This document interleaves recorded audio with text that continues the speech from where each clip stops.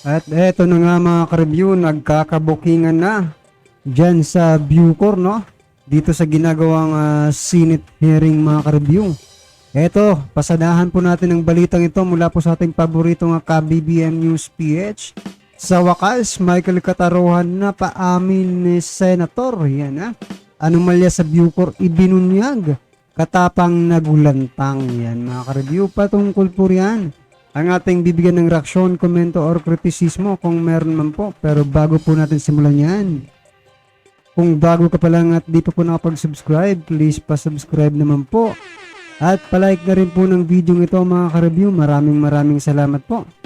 At eto na nga, sama-sama at sabay-sabay po natin pakinggan, panoorin at bigyan ng reaksyon ang balitang ito. Eto na po.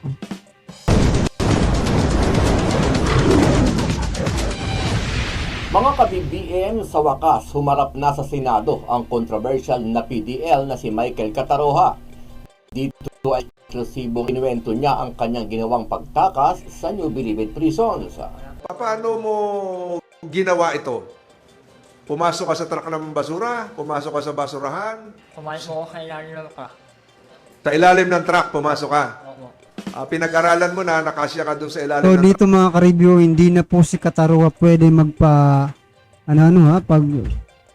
hindi na po siya pwedeng mag-change or magbago ng kanyang salaysay. Kasi nakapanumpa na po ito. Di gaya nung una. At ngayon nga di ba? Parang nabigyan ito ng script si Cataroha mga ka-review. Sana lang magandang utak nito para at least tuloy-tuloy ang kanyang istorya. Wala nakakita sa'yo? Wala po. Wala, kahit alam mo meron CCTV roon, wala. Wala po. Sa kalagitnaan ng pagdinig, tila halatadong naturuan na itong si Cataroha dahil di umano ay humihingi siya ng pasensya sa pamunuan ng Bucor at kay General Katapang. Kahit alam mo na malaking kahihiyan ang binigay mo sa Bucor. Humingi po ako ng malaking pasensya sa lahat po ng Bucor. Humihingi ka ng pasensya kina General Katapang at sa lahat ng taga Bucor dahil binuhay ka pa. Opo. Pero ang ikinagulat ng mga senador ay noong umamin itong si Cataroha na marami na siyang naririnig na kwento na nakakatakas na PDL dahil sa pagsabit sa ilalim ng truck kung saan ay doon siya nagkaroon ng idea. So yan mga ka-review, ibig sabihin hindi lang po si Cataroha ang nakatakas gamit po yung truck. Kasi di ba may mga kwento-kwento na raw. Pero di ba hindi naman yan mabubuo yung kwento na yan kung wala talagang nangyari. Di ba mga ka-review? Yung unang nabang kanina, marami ka narinig na istorya na tumakas dati, nakabalik, yung iba namatay. Sabi mo, Opo. doon ba lumakas yung loob mo? Gayahin ko kaya ito. Sir, Ganon din daw yung ginawa nila, tapos sasakay sa ilalim ng truck. Marami ka na naririnig na kwento na marami na rin gumawa ng gaya ng ginawa mo. opo. Mga ilan na? Yung una pong masabi, sir, wala po. Mga ka-BBM, sa kabila ng paghingi ng tawad ni Cataroha kay General Katapang, tila hindi ito naging dahilan para makalusot si Katapang, sa halip ay nagsilbing tulay ito para isiwalat ni Cataroha ang pagpapabaya ng Bucor, dahilan para makatakas ang iba pa mga inmate. Sabi mo dito mga ka-BBM, gaano kaya katotoo ang mga sinasabi ni Cataroha? Ligtas kaya dito si Katapang o may malaki siyang pananagutan dahil sa mga kapabayaan na nangyayari Pag ganito mga ka-review, di mo alam kung sino paniniwalaan mo, no mga ka-review. Si Cataroha ba o si Katapang mga ka-review ang paniniwalaan mo? Kung magkaiba sila ng statement, di ba? Kanino kayo maniniwala? Kay Cataroha ba o kay Katapang? Mukhang wala tayong pwedeng pagkatiwalaan dyan sa New Bilibid prisons. Sama-sama nating panoorin ang buong video at pakicomment nyo po ang inyong mga reaksyon at sariling opinyon. Pero bago yan, muli po ako nag-iimbita sa mga hindi pa po nakasubscribe sa ating channel. So yan mga ka-review, subscribe na po kayo at palike na rin po ng video ito. Maraming salamat ang po. notification bell para lagi kayong updated sa mga bagong upload natin na legit at napapanahong balita. Maraming pong salamat. Pakitayo, Michael Cataroha, pakitayo at taas ang kanang kamay at sumunod sa panunumpa para magsabi ka ng pawang katotohanan. Ikaw ba ay nanunumpa na magsasabi ng katotohanan at pawang katotohanan lamang sa pagpupulong na ito? So yan mga ka-review, panoorin lang po muna natin. Ganun mo po. Pakipatay yung microphone. Chief of Police, Moratillo, kayo po ang nakahuli kay Michael at di umano nung hinuli nyo sa Barangay San Isidro, Angono Rizal, at isinailalim sa investigasyon, ang sinabi niya ay nakatakas siya noong July 7, 2023 at sinabi rin niya sa inyo na kaya siya nakatakas noon ay meron siyang gamit na ballpen, naganap siya ng mga bisitang kasing tangkad niya at pagkatapos kinopya na lang niya yung mga Alas 3:30 ng hapon, nakatanggap po kami ng tawag na itong si Michael Angelo Cataroha ay spotted sa Barangay San Isidro. Specifically po doon sa Villa Angela, Sitio Manggahan. So dahil po sa may koordinasyon na din po sa amin ng Bucor late ng August 5 to 2023 at kilala naman po namin si Michael Cataroha dahil minsan po naserban po ng warrant na po siya ng aming himpilan sa Gumaca, Quezon. So kaya pina-verify ko po sa mga tao ko kung siya po talaga yon. Kaya nagbuo ko ng 2 team at dahil may guide po kami sir, pinarasap ko po yung kinaroroon ni Michael Cataroha. ang binigay niyang salaysay ay siya ay tumakas July 17, yung gaya nung sinabi ko, kinopya lang yung mga tatak. Tama po ba yun? Tama po, base po sa kanyang salaysay, yun po ang sinabi sa amin. Tapos, tinorn over niyo siya sa Regional Police Office o kina General Armamento. Yes sir, nagkaroon po ng press briefing bandang hating gabi po.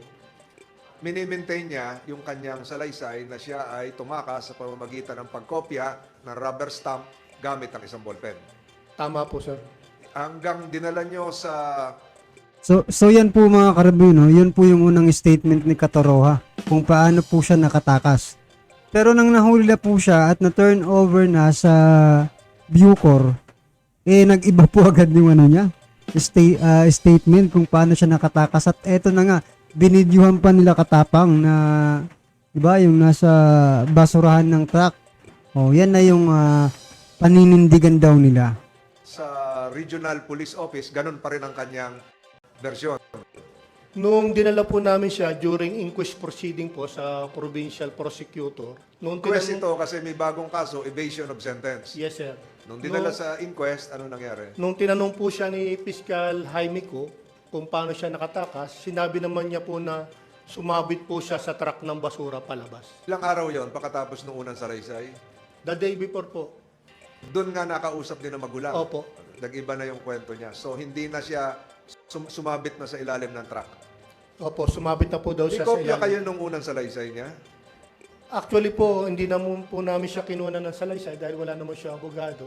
Bali, in-interview lang po namin siya at kung saan daw namin niya sinabi, ikinuwento yung kung paano siya nakatakas.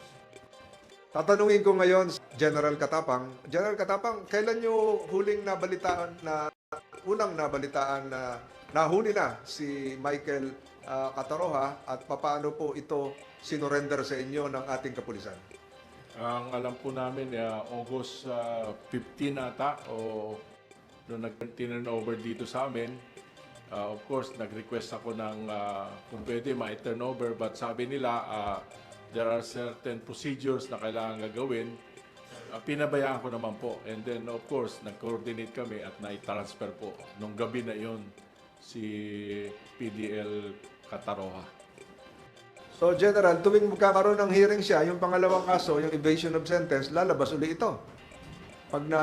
Pagpunta sa piskal, pagpunta sa juzgado, tama ba yun? Hindi po ako abogado, kaya I asked my DDG for Administration, Attorney Al, to answer it. Because, Your Honor, or Mr. Chair, siya rin po ang chief ng Board of Inquiry regarding that pagtakas ni Lalabas Cataroha. uli siya. Lalabas uli siya. Magandang umaga po. Depende po sa korte. Pero ire-request po namin through the prosecutor na kung pwede Zoom na lang po, through Zoom. Meron naman po kaming korte dito sa loob ng Bilibid. Michael Cataroha, lumapit-lapit ka sa mikropono. Kailan ka tumakas? July 7 po. July? 7 po. Anong oras? Alas 9 po na umaga. Alas 9 na umaga. Anong oras pumapasok ang truck ng basura? Alas 9 po. Alas 9. Sinabayan mo, paglabas, anong oras lumabas yung truck ng basura? Anong oras lumabas yung truck ng basura? Sabi mo, pumasok yung truck ng basura ng alas 9. Opo. Nakatakas ka rin ng alas 9? Wala po wala kasi wala po wala orasan nun eh. Walang relo. Opo, wala po. Paano mo ginawa ito? Pumasok ka sa truck ng basura? Pumasok ka sa basurahan? Kumain po ako kay Lalo ng truck. Sa ilalim ng truck, pumasok ka. Opo. Pinag-aralan mo na, nakasya ka doon sa ilalim ng truck. Wala nakakita sa'yo? Wala po. Wala. Kahit alam mo meron CCTV roon, wala. Wala po. Yung dinaanan ng truck, ganun kalayo mula doon sa sinakyan mo hanggang makalabas ka ng gate. Hindi ko alam sir eh. Paano mo nalaman nasa labas ka na? Eh, marami na po sasakyan eh. Marami na traffic na, marami ka Opo. naririnig. Opo. Anong ginawa mo nung naririnig mo marami sasakyan? Bumara po ako sa sisi. Bumaba sa Sisi po. C6. Paano mo nalaman C6 na yun? Eh, doon po kami dumadaan eh. Sa C6. Pero kanina, sinabi mo kay Police Major Moratillo, binaybay mo ang EDSA.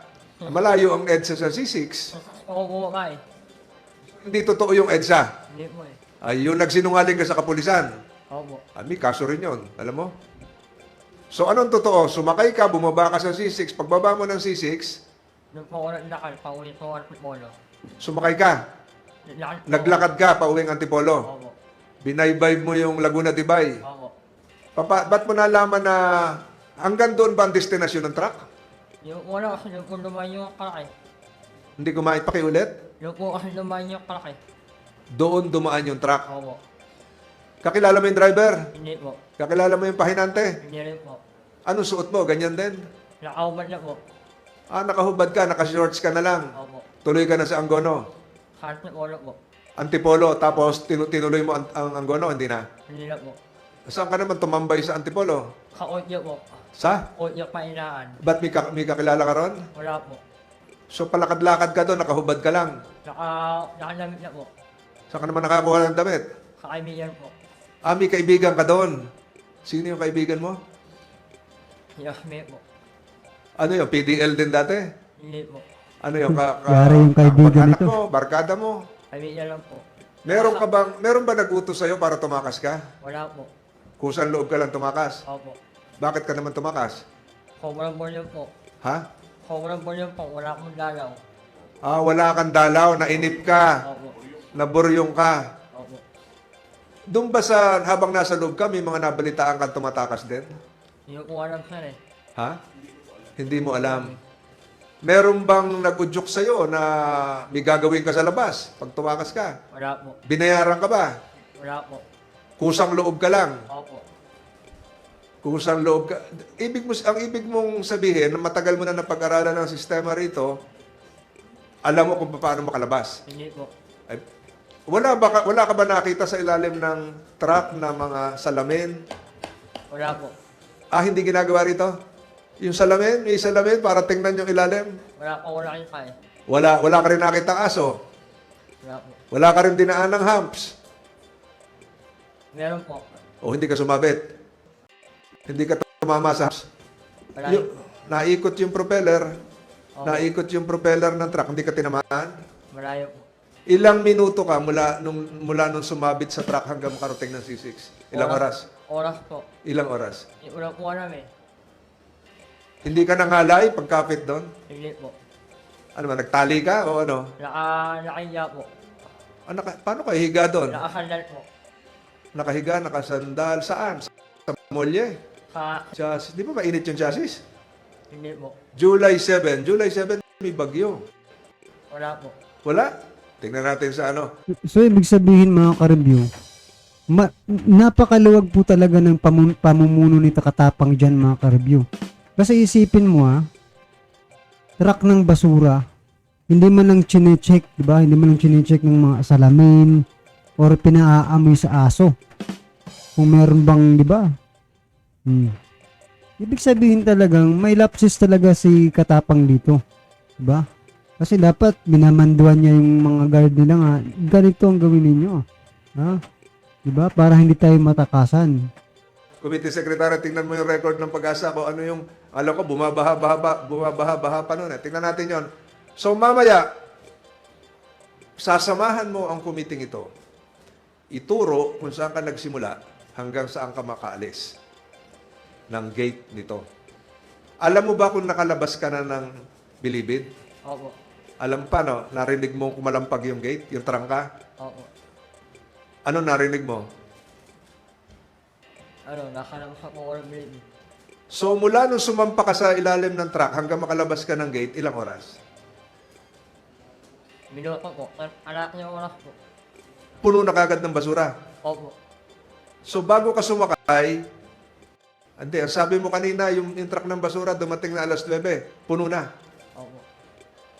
So, pagpasok pa lang, puno na yung... Hindi po. Lumabas po kasi ako, nalala mo yung crack ng basura eh. Pakiulit. Lumabas po ako ng biyana namin, nalala ko yung crack ng basura. Lumabas ka, nandun na yung truck ng basura. Opo. So, ibig sabihin, puno na ng basura. Opo. Matatandaan mo ba? Makikilanlan mo kung anong uri ng truck yon kung makikita natin mamaya? Hindi na po eh. Bakit? Kasi po, marami po silang kalaki. Wala nang? Marami po yung kumukuha nun eh. Hindi, pero siguro pare-pareho yung truck. Opo. Paano mo napili na yung truck na yun na merong higaan, Lahat malalim? naman po yung ganun eh. Ha? Lahat naman po naka... Lahat. So mamaya, pag lumabas tayo, kaya mong ituro sa committee ito kung ano yung uri ng truck, kung saan ka humiga, ganun katagal ka nakalabas. Opo. Handa mong gawin yan bilang pagsabi ng katotohanan. Opo. Sa pagtagal mo rito, ganun katagal ka na rito? 2 taon? Wala pa po 2 taon. Marami ka na naririnig na kwento na marami na rin gumawa ng gaya ng ginawa mo? Opo. Mga ilan na? Yung una po masabi sir eh, wala po.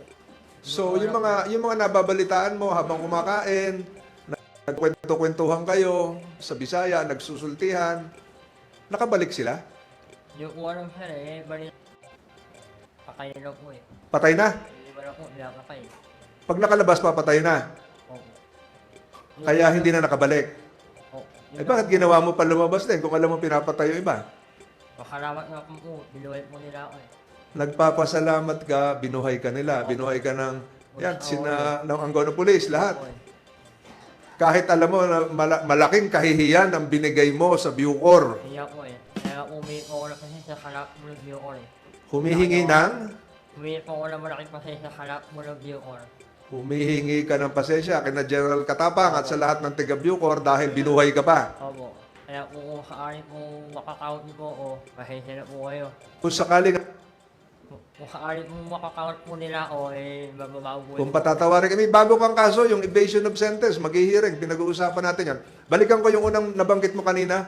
Marami ka narinig na istorya na tumakas dati, nakabalik, yung iba namatay. Sabi mo, Opo. doon ba lumakas yung loob mo? Gayahin ko kaya ito. Sir eh. Ganon din daw yung ginawa nila. Sasakay sa ilalim ng truck. Hindi ko po alam sir eh. Ay hindi, nakipag-istoryahan ka. Ano yon? Sa iyong selda o sa iyong mga kasama sa... Sige, Sputnik ka, no? Opo. Kilala mo si Mr. Capone? Opo. Ano mo yon? Umalat mo namin. Commander nyo. Pero binilang ka nung umaga, di ba? Opo. Binilang ka nung tanghali? May bilangan ba nung tanghali? Opo. Nandun ka? Wala na po. Wala na. July 7. Opo. Pero nung humarap siya dito, ang sabi, nung nagbilangan, nandun ka pa nung hapon. Wala na po ako. Wala ka na. Opo. So, ganun katagal mo ito pinlano? Nagkakabukuhan na mga ka-review. Sanling ko po. 1 linggo. Pinag-aaralan mo yung truck. Araw-araw dumarating yung truck alas 9. Opo. So, pinag-aralan mo araw-araw. Walang, di ba meron doon mga sinasabi ni Senator Robin Padilla, merong barangay tanod? Opo. O yung barangay tanod, di ka nakita? Hindi mo eh, kasi marami pong nakatap mo ng basura eh. Maraming nakatapo na basura na nakakalat, nagtago ka ron. Hindi po. Ano ibig sabihin? Busy sila. Opo. So, sinamantala mo, pero sabi mo kanina, puno na yung truck nung dumating eh. Kaya kumukulo-kulo po ako ng mga oras na yun. Kumukulo-kulo po ako sa pagbuhat mo ng basura. Tumutulong ka magkarga ng basura. Yung dump truck, bukas ang likuran. Opo. Anong dump truck? Bukas ang tagiliran, bukas ang likuran? Bukas po yung likuran. Bukas ang likuran. So, paghagis mo ng basura sa likod, siguro, habang naandar, Meron kong lumaan na L300. may dumaan na L300. Opo. Nung dumaan yung L300, sinamantala mo, Nila po ako pumasok sa ilalim. pumasok ka sa ilalim ng truck. Opo. Ano naman yung L300 na yon? Ayun po yung umuha ko ng pangkain, mang iyo. Yung bang tinakasan mo, malapit doon sa lutuan? Opo, marami po. Pag pumunta tayo mamaya, may tuturo mo lahat yon? Opo. Wala na akong may dadagdag na katanungan. Kung nagsisinungaling ka, kung ano man ang gusto mo, malalaman natin ito mamaya at hihintayin ko rin yung resulta ng Board of Inquiry. General, ano po ang mangyayari ngayon dun sa mga bilanggo niyan? Ano pong mawawalang privilege sa kanila? I-reviewin po namin yung Ayan na, analysis dito. ayan na naman po si Katapang, no? Nung dati, tinatanong siya, General, ganun din yun, si Senator Robin Padilla. Sabi niya, re-revisahin. Ngayon naman, re-reviewin. Talaga naman. Ito, pati kasi may version rin siya na balak niya sumabay lang sa mga bisita. Lahat po ng policy i-review, pati pagkuha ng basura, kung anong oras at dapat siguro wala na mga pahinante katulad ng PDL na nakikitulong paglipat ng mga ano. And then of course, tama po kayo na kailangan yung nangungulekta ng basura, yung tao lang nila. Wala pong lalapit na PDL kasi baka makapuga na naman kung baka maingganyo po yung mga tao dahil sa ginawa ni Michael, gagayahin, no? So, kung gaano kabilis siya nire-enact namin in 12 seconds 12 seconds. Grabe po talaga yung no, ni Katapang, yung mukha. Kapal talaga ng mukha, mga ka-review, no? Ha? Malakas talaga ang kapit nito siguro, mga ka-review, kasi wala man lang senador na nagsasabi na dahil po na katakas si Michael Cataroha, diba? Sususpindihin ka po namin or diba? Or tatanggalin ka na po namin dyan sa Bucor kasi nakakahiya ka po. Inutil ka po kasi natakasan ka. Wala po tayong naririnig na ganun, diba, mga ka-review? Talagang malakas talaga ang kapit nito. So, kagad siya dun sa ilalim ng truck. So, marami pong babaguhin, pati yung mga gwardya, haba siguro nagkakalat na, nagkokolekta ng basura, may bantay na rin po. So, Opo. Yung sa bureau po kasi, makaka-adjust naman po yan dahil siyempre may disciplinary action dyan. Na ano lang ako si bilanggo, ano hong privilege mawawala sa mga bilanggo niyan? hindi naman wala pong mawawala. Tuloy po yung dalaw, pero ngayon, hihigpitan ng konti. Wala pong mawawala, tuloy-tuloy po yung party-party nila. Dadagdagan pa yung lakas ng internet para mas malakas talaga. Nako talaga, oh. Siguro tanggalin nyo muna siguro. Wag nyo muna siguro problemahin yung mga PDL, no, mga ka-review. Yung problemahin nyo po muna yung mga nasa pamunuan ngayon kasi di ba sila po yung natakasan eh. Yung mga PDL wala namang yan, di ba? Walang may problema pero di ba? Nasa part talaga ng pamunuan ni Katapang yung problema kasi sila po yung natakasan eh. Di ba? Sa palagay niyo, mga ka-review, dapat bang unahin yung mga pribilehiyo ng PDL kaysa lutasin muna itong di ba? Kinakaharap nilang problema diyan sa Bucor, sa pamunuan ng Bucor. Dahil natakasan po sila. Sabi nga ni Senator Bato, immortal sin po yan bilang isang Bucor chief. Kung gano'n, ano pang inaantay ninyo, mga senador? Diba? Bakit hindi nyo matanggal-tanggal yan si Katapang? Bakit hindi nyo suspindi or something na ma-stop muna siya dyan sa Bucor? Kasi nakakahiya po. Maging patas naman po kayo. Kasi nung si DG Bantag, wala pang kaso yun, suspended pa lang, pero parang ang trato nyo talagang kriminal na. O yan. Eto, malaking nasa harap nyo na yung ebidensya na talagang nagkamali or nagkaroon ng lapses ang Bucor. Yan si Cataroha ang buhay na ebidensya ninyo na nakatakas. Well, anyway mga ka-review, ano naman po ang iyong reaksyon dyan sa pagkanta ni Kataroha? Maging ano pa man mga ka-review, natakasan talaga ang Bucor. Kahit ano pang sabihin nila dyan, di ba? At the end of the day, natakasan po kayo. At yan po ang problema. Sino ang mananagot? Kasi yung sinasabi ni Katapang na yung mga gwardiya lang, hanggang dun lang siguro yung mananagot. Aba, hindi pwede yan mga ka-review. Dapat mula sa taas, pababa. Kasi iisa kayong kung baga, team kayo dyan, di ba? Well, ano yung mga ka-review, i-comment nyo na lang po sa baba ang inyong reaksyon para at least alam po ng ating mga kabayan ang inyong mga nararamdaman sa isyong ito. Alright, palike and share na din po mga ka-review at pa-subscribe and like the video. Maraming salamat po. See you in the next reaction video. Nako po